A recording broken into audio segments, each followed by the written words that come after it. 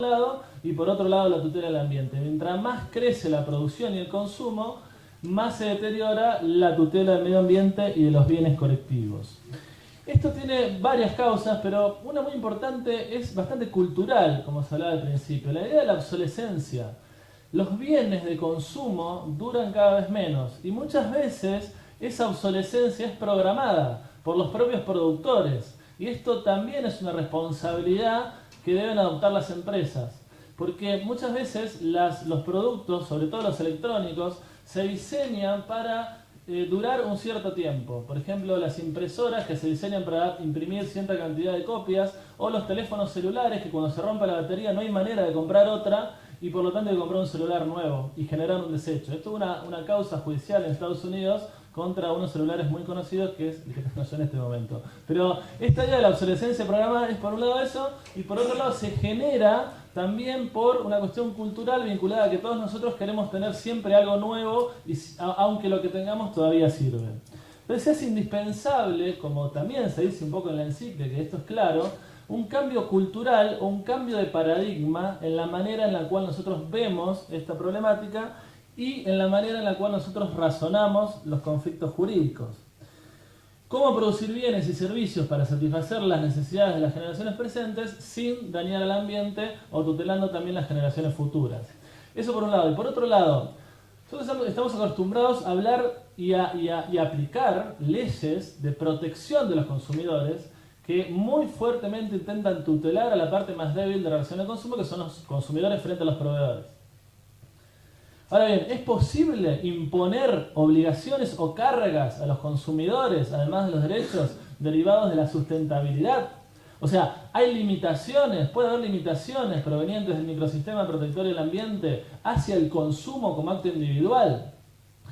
Bueno, la idea es un poco entonces trabajar, tirar un par de líneas, 3 o 4 nada más por el tiempo, un poco lo que hacemos todos los abogados o todos los operadores jurídicos en cualquier lugar que estemos, que es trabajar un poco en el campo de la teoría de la argumentación.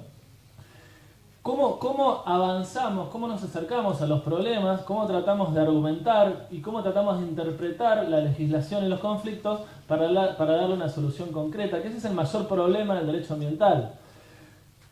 No podemos quedarnos en que el derecho ambiental es un derecho nuevo y que está en ebullición, además, porque en realidad tenemos todo para hacer el derecho ambiental más efectivo. Y esa me parece que es un poco la etapa en la que estamos hoy en día. Y en eso nuestro derecho privado interno ha avanzado muchísimo en el tema un poco que nos toca desarrollar ahora con Gonzalo, que es la novedad de la sanción del nuevo Código Civil y Comercial y su puesta en funcionamiento en agosto del año 2015.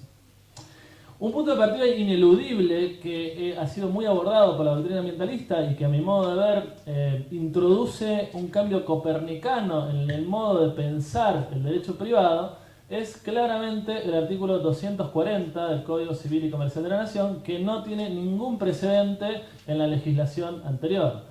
Por supuesto que no es que a los autores del anteproyecto se les ocurrió dictar esta norma y ponerla en el Código Civil, sino que es una elaboración de la doctrina y por supuesto de la jurisprudencia y es una derivación constitucional. Para mí, el artículo 240 del Código Civil y Comercial, que dice que los derechos individuales deben ser ejercidos en consonancia o en tutela de los bienes colectivos, respetando la biodiversidad y respetando cada uno de los microbienes ambientales, como el agua, el aire, el suelo, la tierra, es una norma constitucional, es una traducción del artículo 41 que está inserta en la principal norma de derecho privado argentino, que es el Código Civil y Comercial.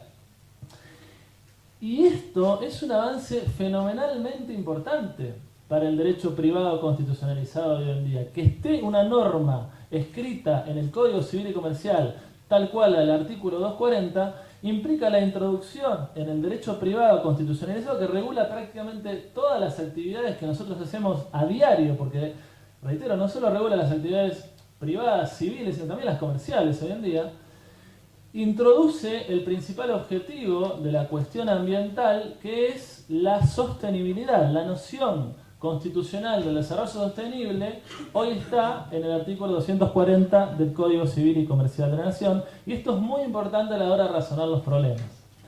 Y en materia de protección de los consumidores, el artículo 1094 del Código Civil y Comercial de la Nación dice que las normas que regulan las relaciones de consumo deben ser interpretadas y aplicadas conforme con el principio de protección de los consumidores, que es el principio clásico del derecho al consumo, pero también con el principio de acceso al consumo sustentable. Lo cual también es un cambio importantísimo. Esta idea de introducción de la noción del consumo o del principio de consumo sustentable, que al igual que la idea del 240 implica una armonización y una compatibilización entre el ejercicio de todos los derechos individuales, como los que dije al principio, el ejercicio de la industria lícita, el ejercicio del derecho de propiedad, el ejercicio del derecho a contratar y también del ejercicio del derecho a consumir, bajo las nociones de la sustentabilidad. Entonces hay una coherencia lógica entre el reconocimiento constitucional de la tutela de los consumidores en el artículo 42 con el reconocimiento constitucional de la tutela del ambiente en el artículo 41, que se amalgama en la noción del consumo sostenible que está en el artículo 1094 del Código Civil y Comercial de la Nación. Y esto es muy importante, reitero, a la hora de razonar y de aplicar y de interpretar tanto todos los derechos que regula el Código Civil y Comercial como particularmente los de consumo.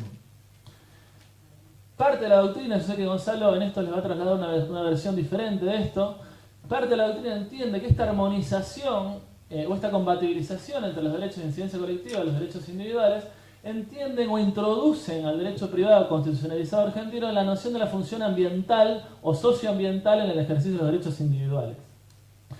En el Congreso Mundial, en el primer Congreso Mundial de Derecho Ambiental que se realizó en Río de Janeiro el año pasado, se dictó una especie de estatuto del Estado de Derecho Ambiental, con 17 principios. Y uno de esos principios, que fue muy desarrollado por el profesor Antonio Benjamin, incluso en su rol en el Superior Tribunal de Justicia de Brasil, hay muchísimas sentencias del Superior Tribunal de Justicia de Brasil que resuelven los casos en aplicación de este principio, habla de la función ecológica de la propiedad privada.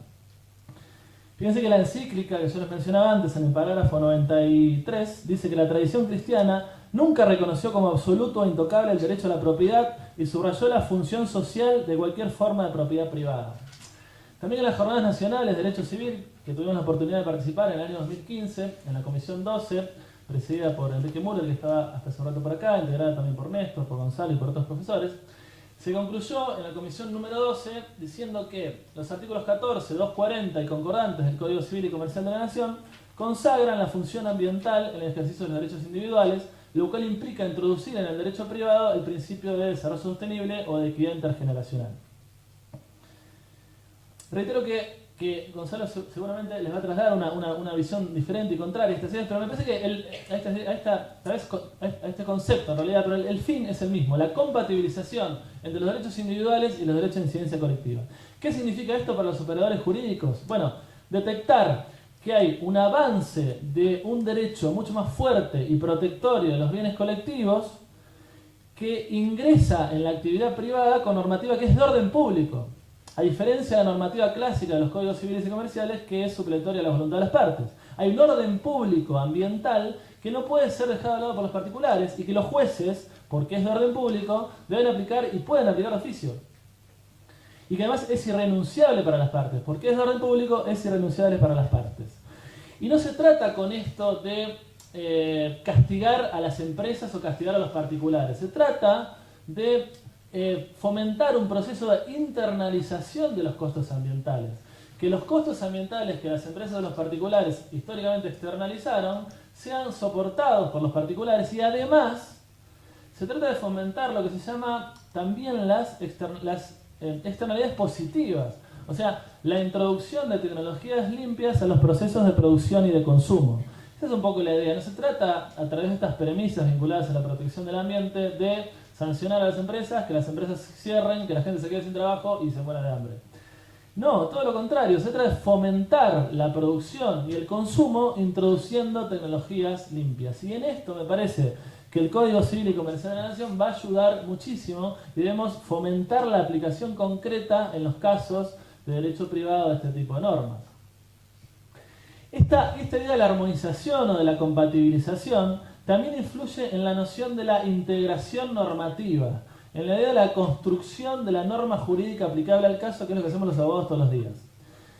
Máxime cuando el artículo 241 del Código Civil y Comercial de la Nación trae una norma que, en mi opinión, es una norma estrictamente de derecho ambiental introducida en el Código Civil y Comercial de la Nación. Así como decía que el 240 es una norma constitucional, es una norma ambiental que dice que en cualquier jurisdicción en la cual se ejerzan los derechos debe ser respetada la normativa de presupuestos mínimos. Que este artículo esté en un Código Civil y Comercial de la Nación implica muchísimo, implica un cambio, reitero, copernicano en el modo de entender el derecho, porque las normas de presupuestos mínimos, son las ambientales, la del artículo 41 de la Constitución, la del artículo 6 de la Ley General del Ambiente. En cualquier circunstancia debe aplicarse la normativa protectoria del ambiente, y esto es una manifestación también del carácter expansivo que tiene el microsistema protectorio del ambiente. El artículo 4 de la Ley General del Ambiente dice que los principios que así se regulan deben ser utilizados para la aplicación e interpretación de la Ley General del Ambiente, pero de toda otra norma a través de la cual se ejecute la política ambiental en Argentina. O sea, los principios ambientales no solo se aplican para los conflictos estrictamente ambientales, sino para cualquier cuestión que pueda directa o indirectamente afectar el medio ambiente. Con lo cual, este artículo 241 introduce todo el bagaje reglamentario, principista y valorista ambiental a la solución de los conflictos de derecho privado. Y eso hace que en materia de consumo concurra toda la normativa ambiental a integrar la normativa protectoria de los consumidores, como le indica el artículo 3 de la Ley de Defensa del Consumidor. En cualquier cuestión vinculada a la relación de consumo que pueda tener directamente o indirectamente incidencia ambiental, van a concurrir todos los principios de la Ley General del Ambiente y de la normativa ambiental, y también los demás institutos que no estén regulados en la normativa protectoria de los consumidores, por ejemplo, el estudio de impacto ambiental. Otra idea que me parece que es importante dejarla como punta de trabajo en estas líneas, que no es muy estudiada, no ha sido muy desarrollada en Argentina, lo vamos un poco a hacer con Gonzalo también, es la noción de la inducción al consumo de la publicidad y de la información que las empresas suministran a los consumidores. Hoy en día, y esto lo vamos también un poco a hacer con Aníbal, es al revés. Digamos, nosotros en general muy pocas veces consumimos lo que necesitamos, sino que consumimos lo que nos genera la publicidad o la información. Entonces es necesario testear las publicidades que realizan las empresas o los proveedores de bienes y servicios en tanto y en cuanto puedan afectar el medio ambiente, porque la publicidad y la información que suministran los proveedores de bienes y servicios tienen un rol fundamental en la creación de patrones amigables con el ambiente en las relaciones de consumo. No puede ser que la información y la publicidad fomenten actitudes insostenibles con el ambiente. Hubo un caso que ya tiene muchos años, pero yo lo traje porque es del Superior Tribunal de Justicia de esta provincia, que se llama Bordenave sobre Mandamus del año 2005, que es un caso que ha sido muy comentado, y que habla un poco de esto. El caso era en el cual el Superior Tribunal de Justicia le ordena a la Municipalidad de San Carlos de Bariloche cumplir con una ordenanza que exigía que los comercios de la ciudad exhiban un listado con los productos transgénicos para que los consumidores puedan saber qué es lo que están comprando. Bueno, ahí hay una intersección entre, por un lado, el derecho a la información y a la publicidad que deben tener los consumidores, y por otro lado, a la protección también del ambiente y de la salud humana. De hecho, en ese caso, ya en el año 2005, se hace un relato muy interesante de todos estos principios, transversalizado por el principio precautorio. Y fíjense lo que se dice, que es un poco lo que yo les decía al principio, en esa sentencia. Una vez más, hay confrontación entre los mercados, por un lado, y el derecho de las personas a la salud, a un medio ambiente sano, a la información y a elegir qué consume por el otro. Se tiene en mira entonces con esta decisión que los consumidores puedan tener el derecho de elegir fácilmente si quieren comprar transgénicos o no, y tal decisión solo puede tomarse mediante el correcto etiquetado específico. La tutela del ambiente, tiene dicho la jurisprudencia, porque así deriva la norma constitucional, es un presupuesto, es un prerequisito para el disfrute de los demás derechos fundamentales. Y esto también lo tiene dicho la Corte Interamericana de Derechos Humanos. No podemos disfrutar del derecho a la salud, del derecho a la vida, del derecho a consumir, del derecho a ejercer una industria lícita sin condiciones ambientales amigables. Una vez leí un libro de un profesor brasileño que escribió sobre educación ambiental jurídica, y él decía que si seguimos con el olvido de estudiar derecho ambiental en las universidades públicas, de nada nos va a servir de acá a unos años estudiar derecho civil, derecho penal, derecho administrativo, derecho constitucional a orillas del Sahara, a orillas del desierto. Esa es un poco la idea del precompromiso, de la precondición. Dice la jurisprudencia, el derecho, la tutela del ambiente debe tener mayor peso por grado respecto a los demás derechos individuales. Y esto, en materia de información y en materia de publicidad, es clave. El artículo 37, inciso segundo del Código de Defensa del Consumidor de Brasil, califica como abusiva a toda aquella publicidad que infrinja valores ambientales. ¿Por qué no lo podemos hacer esto aquí en Argentina? ¿Por qué los jueces o los abogados no podemos plantearle a los jueces la abusividad de cierta publicidad que sea negativa o que infrinja valores ambientales? Si el artículo 1102 del Código Civil y Comercial, en el artículo C, en el inciso C, tilda como abusiva a todo este tipo de publicidades. La publicidad abusiva es una publicidad ilícita en términos del artículo 1717 del Código Civil y Comercial. Por tanto, es viable la acción que concede el artículo 1102 del Código Civil y Comercial. Primer punto, la acción de cesación de la publicidad, no agravar el daño, como le dice el artículo 1710, inciso C, en la función preventiva de la responsabilidad civil. No agravar el daño, es una acción de cesación. Cualquier consumidor o cualquier organización de tutela de defensa de los consumidores puede pedir que la publicidad que infrinja valores ambientales cese. Y también la publicación de anuncios rectificatorios o de la sentencia. ¿Para qué? Para desmantelar los efectos nocivos o los efectos ya producidos de esta publicidad. Y la legitimación para esto es amplia, como le dice el artículo 1712 para la acción preventiva. Pueden accionar todos aquellos que acreditan un interés legítimo o un interés razonable en la prevención del daño. Con lo cual están legitimados todos los legitimados extraordinarios, el afectado, el defensor del pueblo, las ONGs, el Ministerio Público y demás. De manera que este es un campo importante para trabajar en la protección del consumidor y la introducción de la noción del consumo sustentable. Y un segundo, o tercero y último campo que quería charlar ante algunas conclusiones es el vinculado a la protección contractual o la interacción entre la teoría del contrato y la protección del medio ambiente. Porque nosotros usualmente estamos acostumbrados a enfrentar los conflictos ambientales como derivaciones o como intenciones de prevenir, recomponer o resarcir daños derivados de causas extracontractuales. Y no ha prestado mucho, en mi opinión, en Argentina, la doctrina ambientalista y la jurisprudencia a los posibles daños derivados de los contratos o a las posibilidades de prevenir a través de las cláusulas contractuales, porque en mi opinión un contrato bien redactado puede ser un instrumento importante para la prevención de daños en general y para la prevención de daños en particular. Como ustedes saben, el nuevo Código Civil y Comercial ha producido lo que la doctrina ha denominado la fragmentación o la fractura del tipo contractual. No hay una sola teoría del contrato en el Código Civil y Comercial de la Nación como lo había en el Código de Vélez. Hay una teoría del contrato discrecional o paritario y una teoría del contrato del consumo, o mejor, de las relaciones de consumo, que tienen principios muy diferentes.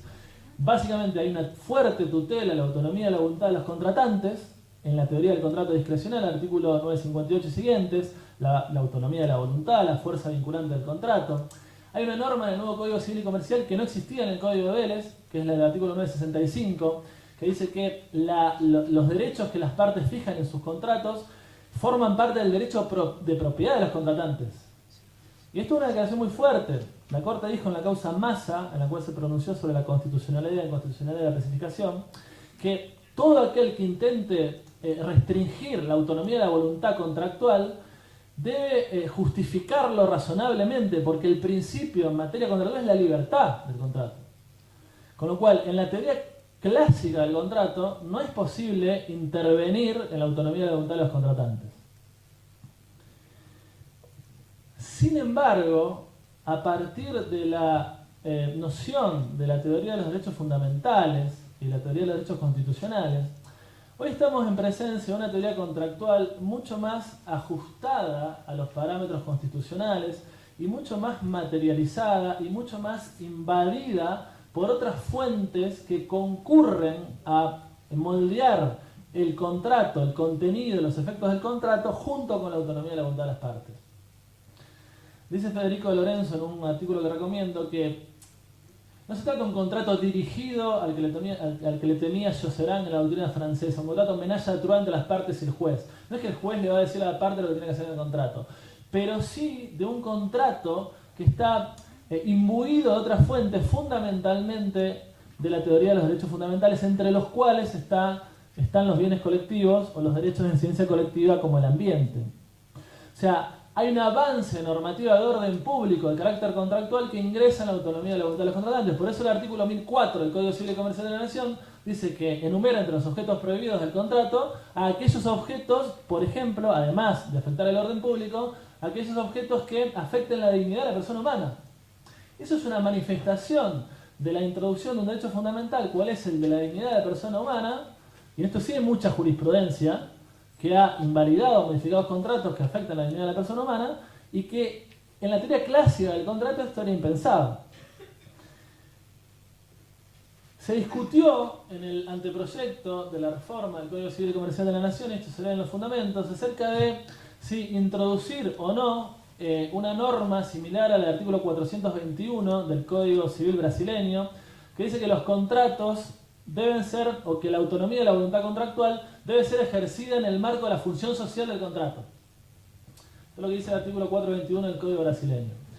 Y se lee en los fundamentos que hay una función que va más allá de la función social y que trasciende a los consumidores y a las empresas y que permite al juez moderar los intereses individuales con los intereses colectivos en el marco de los contratos, y que es la función ambiental del contrato. Y que por una cuestión de tradición jurídica se prefirió no introducir esa norma clásica, pero sí tenerla como implícita, derivada del principio de buena fe y del principio del abuso de derecho, del cual seguramente Gonzalo nos va a explicar mucho mejor que yo luego de aquí. Pero en mi opinión, más allá de la denominación o del concepto que le pongamos, la normativa que yo mencioné antes, más la normativa contractual de integración de los contratos, que dice que todo contrato se integra con aquella normativa que resulte contraria a la autonomía de la voluntad de las partes, que resulte indisponible para las partes. Recordemos que la normativa protectora de la mente, el artículo 3, es de orden público y es indisponible para las partes. El artículo 960 del Código Civil y Comercial de la Nación dice que como principio general que los jueces no pueden modificar los contratos, salvo y aún de oficio, cuando la autonomía de la voluntad de las partes afecte de modo manifiesto al orden público. Con lo cual, si estamos frente a una cláusula contractual que afecta directa o indirectamente cualquiera de los bienes ambientales, en mi opinión, y conforme toda esta normativa, los jueces están habilitados, a pedido de parte o de oficio, a introducirse en el contrato y modificar o integrar el contrato con cláusulas que sean amistosas para el medio ambiente. Y esto me parece que es muy importante porque también en materia de derecho del consumidor, el indubio pro consumidor, consagrado en el artículo 37 del Código de Defensa del Consumidor y 1095 del Código Civil y Comercial de la Nación, debe hacerse compatible con el indubio pro ambiente en materia contractual. Entonces hay muchos ejemplos en el derecho comparado. Yo siempre doy el ejemplo de los contratos bancarios. Hoy se intentan introducir cláusulas en los contratos bancarios que exijan a la hora de otorgar préstamos o de financiamiento a cierto tipo de emprendimientos que puedan afectar directa o indirectamente al ambiente, cláusulas que exijan información, aprobación administrativa y datos acerca de que los proyectos por lo menos van a tomar decisiones que sean sustentables con el ambiente, sobre pretexto de responder también la entidad financiera y civilmente con fuente contractual. Y por último, esta noción de la compatibilización entre el ambiente y la tutela de los consumidores en materia contractual se refleja también en las cláusulas abusivas. La teoría de las cláusulas abusivas es una derivación de la noción del abuso de derecho que nos va a comentar Gonzalo dentro de un rato, y el abuso de derecho hoy en el Código Civil y Comercial de la Nación implica también una armonización con los bienes de ciencia colectiva. Porque el artículo 14 dice que la ley no ampara el ejercicio abusivo de los derechos individuales cuando pueda afectar al ambiente y a los derechos en ciencia colectiva en general. Entonces, cualquier cláusula inserta en un contrato de consumo que afecte negativamente al ambiente, tal como lo dice el artículo 51, inciso 14 del Código Civil brasileño, puede y debe ser tildada de abusiva por los juzgados e integrada. La Secretaría de Comercio, de Regulación y Defensa, de Defensa de la Competencia, de Regulación y Defensa del Consumidor, dictó una resolución 53 del año 2003 que dictó un catálogo de cláusulas abusivas y entre ellas se encuentran las cláusulas que pueden afectar bienes ambientales. Entonces, me parece que nosotros no estamos muy acostumbrados a razonar estos temas y los abogados a plantearlos judicialmente. Pero me parece que plantear estas ideas judicialmente o plantearlas en forma previa a realizar los contratos, me parece que es un instrumento importante de prevención de daños ambientales que me parece que funciona a partir de estas nuevas ideas del Código Civil y Comercial de la Nación.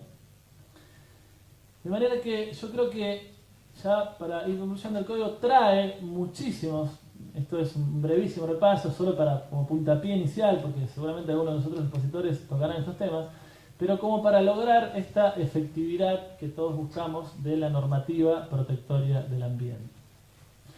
A modo de conclusión, un par de ideas que a propósito coinciden un poco con el inicio del Código Civil y Comercial de la Nación. A mí me parece que una buena manera de resolver los conflictos de derecho privado constitucionalizado, pero de derecho en general, como tenemos hoy redactado el Código Civil y Comercial de la Nación, siempre que tengamos alguna duda es bueno recurrir al título preliminar. Y eso no estamos muy acostumbrados a resolver en base a esos paradigmas. En primer lugar, la idea es que la protección del ambiente y también la protección de los consumidores tiene jerarquía constitucional y tiene jerarquía de derechos fundamentales y por tanto deben ser respetados como así lo manda la Constitución Nacional. El artículo 41 es una norma operativa, es fuente de derecho, por tanto debe ser aplicada por los abogados y debe ser aplicada por los tribunales. La Corte Suprema ya dijo en la causa Mendoza que el artículo 41 no es una mera expresión de deseos y buenos propósitos, sino que es una verdadera norma jurídica que debe ser aplicada e interpretada por los jueces y por toda la sociedad. Como derechos constitucionales, una vez leí un libro de un profesor de la Universidad de Texas que se llama Lawrence Sager. Él decía algo así como que las constituciones no están escritas como un código fiscal y por tanto los casos constitucionales no pueden ser resueltos como si lo fueran. Nosotros no podemos resolver los casos de los cuales se habló esta mañana o de los cuales vamos a hablar esta tarde como si resolviéramos un accidente de tránsito, un juicio ejecutivo o una sucesión. Por eso es importante, un poco como se nos explicó esta mañana, la manera de resolver los casos, y acá voy al artículo 1 del Código Civil y Comercial. Siempre que tengamos algún problema debemos resolverlo como dice el artículo 1. Fíjense cómo inicia la frase del código. Los casos que este código rige. Es un código de casos, como yo decía al principio, lo que hacemos los abogados no es venir a teorizar por todo el país y hablar de la nada. Tenemos que buscar soluciones para casos concretos, que es lo que pide la gente. Por eso es bueno que haya acá paneles de jueces, de superiores tribunales y funcionarios judiciales que nos expliquen cómo se resuelven los casos y intercambiar formas de resolver casos, porque ahí es donde se resuelven o donde se satisfacen realmente los derechos constitucionales, no acá.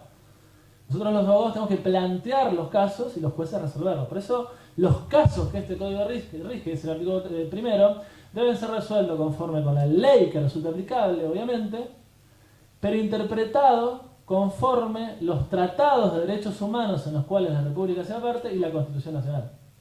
Esta idea tan abstracta de la constitucionalización del derecho privado implica eso, pero no agarrar y decir, bueno, cito el artículo 41 para cumplir con esto. No, resolver los casos con el razonamiento constitucional. No se cumple con la constitucionalización del derecho privado en este artículo 1 solo citando el 41, el 42 o el 17 para la propiedad. Hay que resolver los casos con la Constitución, porque como decía Albergue en las bases, 1852, Las leyes viven por la Constitución. No es que la Constitución vive por las leyes que dicta el